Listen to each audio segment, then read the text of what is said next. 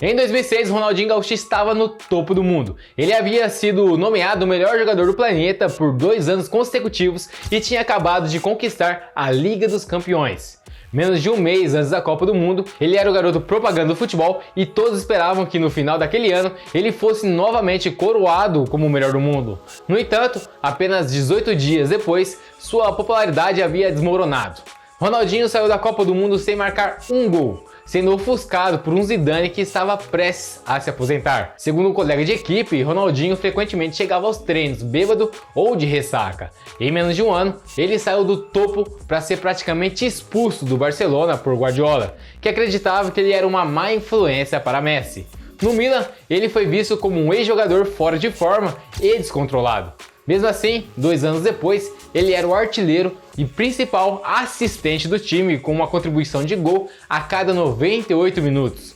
Aqui no Brasil, 89% da população queria vê-lo na Copa do Mundo de 2010, mas Dunga o deixou de fora, o fazendo perder a sua melhor chance de se redimir do fracasso de 2006. Em apenas 4 anos, os altos e baixos de Ronaldinho são impressionantes. E olha que nem estou falando sobre os rolês dele, mas a verdadeira história está para começar. Meu nome é Ed Oliveira, se você é apaixonado por futebol como eu e é fã do Bruxo, não deixe de curtir e de se inscrever no canal, porque tem vídeo novo toda semana. Agora vamos ver como o Bruxo transformou uma carreira em queda livre em um dos maiores espetáculos da história do esporte. Após 6 meses de reflexão, Ronaldinho decidiu dar a volta por cima e anunciou que faria de tudo para disputar a Copa do Mundo de 2014 aos 34 anos. Com sua reputação na Europa destruída, ele voltou ao Brasil, mas surpreendeu a todos ao não retornar ao Grêmio. Seu irmão e agente, que sempre tomou as decisões, aceitou uma oferta milionária do Flamengo, ignorando os desejos de Ronaldinho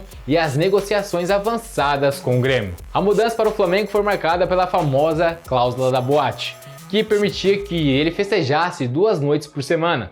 O anúncio dessa contratação pelo Flamengo gerou uma enorme comoção, com 20 mil fãs lotando o centro de treinamento do clube. Quando o Ronaldinho chegou ao Flamengo, a euforia dos fãs era palpável. Com o clube quase rebaixado no ano anterior, ele era visto como salvador. Foi imediatamente nomeado capitão e responsável por todas as cobranças de faltas e escanteios. Seu impacto foi imediato. 9 partidas depois, ele marcou o gol decisivo na final da Taça Guanabara. Além disso, o Flamengo também venceu a Taça Rio, garantindo o título do Campeonato Carioca. No entanto, Ronaldinho não havia se transformado completamente. Ele continuava a ser visto em várias boates, o que irritou os fãs. Para controlar a situação, um grupo de torcedores criou o Disque de Impulso, uma linha direta onde podia denunciar avistamentos de Ronaldinho em festas. O plano era enviar alguém para convencê-lo a voltar para casa sempre que recebessem uma ligação. Apesar da vigilância constante, Ronaldinho brilhou em campo. Ele participou de 13 partidas, marcando 12 gols e dando 5 assistências, levando o Flamengo a uma sequência invicta. Seu desempenho culminou em uma das melhores performances de sua carreira, no que ficou conhecido como o Jogo do Século. Um daqueles eventos que todos se lembram o que estavam fazendo e quanto acontecia. Imagina a cena: Neymar contra Ronaldinho, Santos contra Flamengo. Um time tinha acabado de ganhar a Libertadores, enquanto o outro estava em uma sequência impressionante de apenas uma derrota em 42 jogos. Logo aos 5 minutos, o Santos abriu o placar. Neymar deu uma assistência para o segundo gol com uma bicicleta e depois marcou o que seria o gol do ano. Mas Ronaldinho estava apenas começando. 2 minutos depois, ele marcou um gol fácil. 4 minutos depois, o Flamengo marcou novamente e a 2 minutos do intervalo, após Neymar cair na área e Elano desperdiçar uma cobrança de pênalti, Ronaldinho cobrou um escanteio e David empatou o jogo. No segundo tempo, Neymar marcou mais um belo gol, então Ronaldinho realmente despertou. Primeiro marcou de falta rasteira por baixo da barreira, depois, com o tempo se esgotando e o jogo empatado, ele pegou a bola no lado esquerdo e marcou o gol da vitória, completando seu hat-trick, realizando um milagre que os flamenguistas esperavam dele. Cerca de um mês após essa partida, o Flamengo liderava o brasileiro. Ronaldinho até voltou para a seleção brasileira, mas então surgiram os problemas. O Flamengo havia feito um acordo com a agência de marketing esportivo, o Traffic, para pagar o salário milionário de Ronaldinho. Quando a parceria começou a dar errado, o Traffic parou de pagar o jogador. Com isso, seu desempenho caiu drasticamente, com o Flamengo vencendo apenas 4 dos 16 jogos seguintes e caindo para o 4º lugar da tabela. Apesar disso, Ronaldinho terminou o ano como artilheiro do time.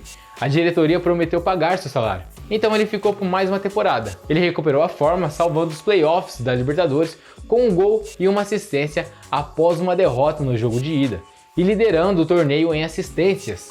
Mas, apenas 5 meses depois, seu irmão causou mais problemas. Ele entrou em uma loja do clube, pegou 40 camisas e tentou sair sem pagar, alegando que o Flamengo devia muito mais dinheiro ao seu irmão. A situação foi tão embaraçosa que o contrato de Ronaldinho foi rescindido no mesmo dia, encerrando a passagem do bruxo pela equipe carioca. A trajetória de Ronaldinho parecia voltar ao ponto de partida, mas ele não se abalou.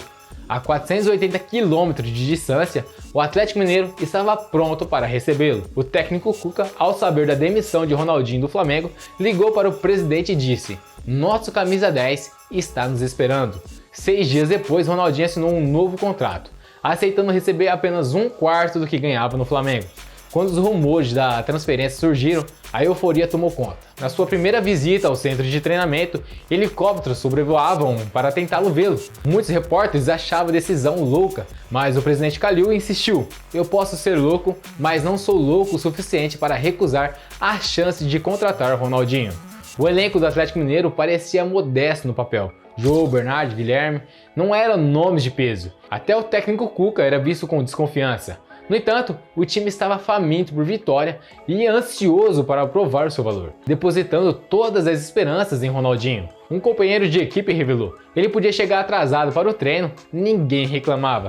Todos esperávamos por ele. Mesmo quando ele estava em condições de treinar, ele vinha, esperava a imprensa ir embora e depois descansava." A única regra era clara: você apareceu bêbado uma vez, está fora. Com Ronaldinho chegando bem no início do Campeonato Brasileiro, ele não perdeu tempo. 3 meses depois, liderou o time em uma sequência invicta de 14 jogos, desempenho que manteve o Atlético Mineiro no topo da tabela. Ele fechou a temporada com 11 contribuições de gols em 9 partidas, mas o título escapou por 5 pontos. Ainda assim, Ronaldinho foi nomeado o melhor jogador do país e garantiu a classificação do Atlético Mineiro para a Copa Libertadores. No ano seguinte, com as lendas Diego Tardelli e Gilberto Silva de volta ao clube, a estratégia era clara: poupar Ronaldinho nos jogos do Campeonato Mineiro e soltar o bruxo na Libertadores.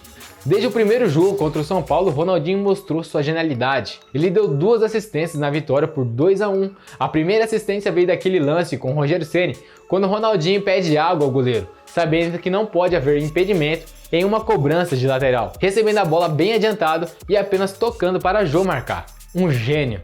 No jogo seguinte, contra o Arsenal da Argentina, Ronaldinho brilhou, dando 2 assistências para Bernardo e cruzando para o hat-trick dele. Contra o Ter Strong, ele assistiu o Jô no primeiro gol e marcou o segundo, garantindo mais uma vitória por 2-1.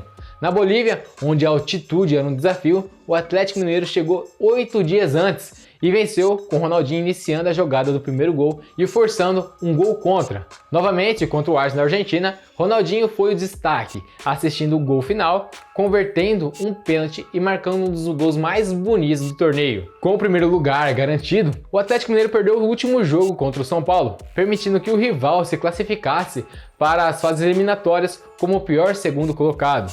Isso significava que eles se enfrentariam novamente nas oitavas de final. Após o jogo, Ronaldinho provocou o São Paulo, dizendo que a partida foi como um treino, irritando o elenco adversário e criando uma expectativa enorme para a revanche. No primeiro jogo, o São Paulo abriu o placar aos 9 minutos, mas Ronaldinho empatou com uma cabeçada e celebrou o gol intensamente, gritando o lema do clube. E ele ainda deu uma assistência incrível na vitória por 6-2 no agregado. Nas quartas, após estar perdendo por 2-0 no primeiro jogo contra o Tijuana, Ronaldinho deu a assistência que iniciou a virada. No segundo jogo, novamente, o Atlético em desvantagem, ele assistiu o gol decisivo. O verdadeiro milagre veio quando o Victor defendeu um pênalti no último minuto, inspirando os fãs a cantar "Eu acredito".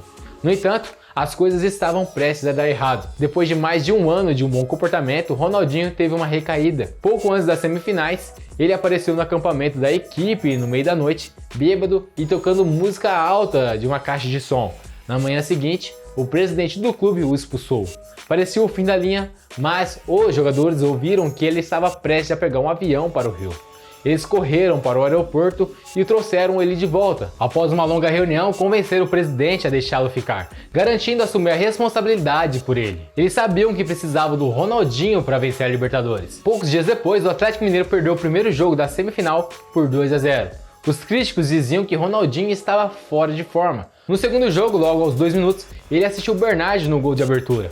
Com o jogo empatado e o tempo se esgotando, as luzes do estádio se apagaram. Após uma pausa, o time voltou renovado e acabou vencendo nos pênaltis. Um momento que os torcedores acreditam ser intervenção divina. Nada parecia derrubá-los. Na final da Libertadores, novamente com um déficit de 2 gols, o time não se intimidou. Mesmo com o Olímpia já celebrando antecipadamente, Ronaldinho, mesmo não sendo o protagonista daquele dia, viu seu time forçar o jogo aos pênaltis e conquistar o título. Ronaldinho finalmente tinha o troféu que faltava em sua coleção. O final mais doce, apesar de não ter conseguido disputar a Copa de 2014. Infelizmente, logo depois, Ronaldinho sofreu uma lesão na coxa, que o afastou dos campos por meses e impediu seu retorno completo. Apesar de seu sonho ser campeão pela seleção acabar ali, ele foi nomeado jogador do ano da América do Sul, aos 34 anos de idade, encerrando sua trajetória de forma grandiosa, provando para todos os críticos que estavam errados, porque afinal, sua magia não havia acabado ainda.